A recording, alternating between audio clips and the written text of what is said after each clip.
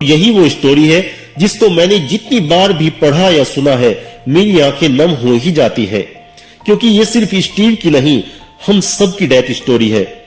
Steve ने 17 साल की एज में एक कोट्स पढ़ा था, if you live each day as if it was your last, someday you will most certainly be right.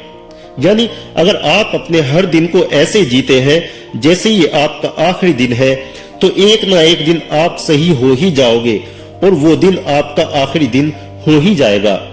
अपनी पूरी लाइफ स्टीव अपने आप से एक ही सवाल पूछते रहे कि अगर आज मेरा आखिरी दिन होता तो क्या मैं ये कर रहा होता जो मैं आज करने वाला हूँ। स्टीव कहते हैं कि ये हमेशा याद रखना कि एक ना एक दिन हम मर जाएंगे।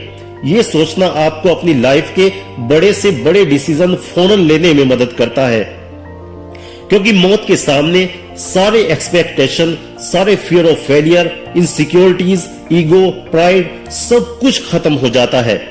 इस स्पीच को देने से कुछ दिन पहले ही स्टीव को पता चला कि उन्हें कैंसर है। डॉक्टर ने उन्हें बताया कि उनके पास सिर्फ 3 से 6 महीने का ही समय बचा है। बीमारी के दौरान अस्पताल के बेड पर पड़े हुए अपने बुरे वक्त को याद करते हुए स्टीव बताते हैं कि मैंने बिजनेस की दुनिया में बहुत सक्सेस हासिल की। दुनिया की नजरों में मेरी जिंदगी सफलता की डेफिनेशन हो सकती है, लेकिन काम की वजह से मैं अपनी पूरी जिंदगी एंजॉय नहीं कर पाया।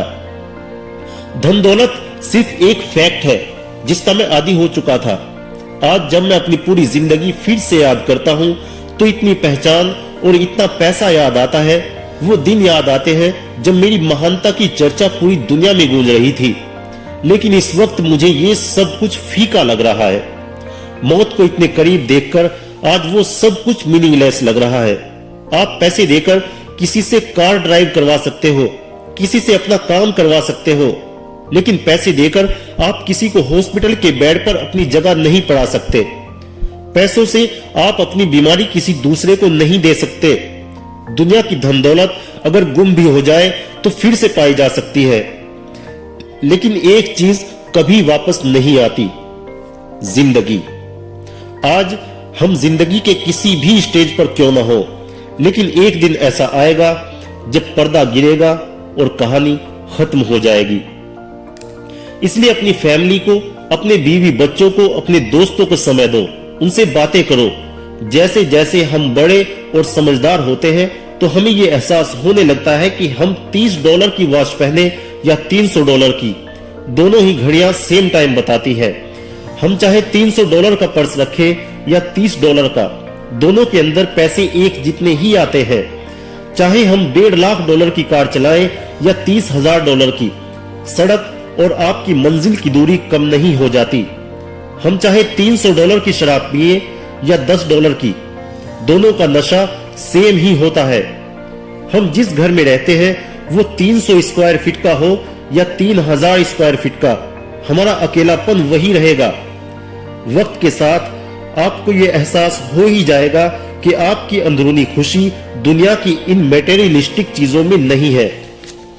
आप चाहे फर्स्ट क्लास में सफर करें या इकोनॉमी में, प्लान के साथ सब एक साथ ही नीचे आते हैं।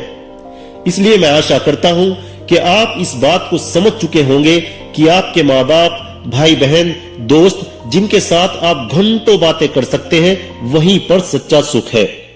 स्टीव अपने कैंसर के दिनों को याद करते हुए कहते हैं कि दुनिया में कोई भी मरना नहीं चाहता। जो लोग बड़ी बड़ी बातें करते हैं कि मुझे मरने से डर नहीं लगता, वो भी। जो लोग मरने के बाद स्वर्ग जाना चाहते हैं, वो भी स्वर्ग जाने के लिए मरने को तैयार नहीं है। डेथ वो डेस्टिनेशन है जो सबके लिए सेम है। कोई कुछ भी कर ले, लेकिन कोई मरने के लिए कभी भी खुश नहीं हो सकता। सबके पास लिमिटेड टाइम है, इसलिए इस टाइम को दूसरों की खुशी के लिए बर्बाद मत करो।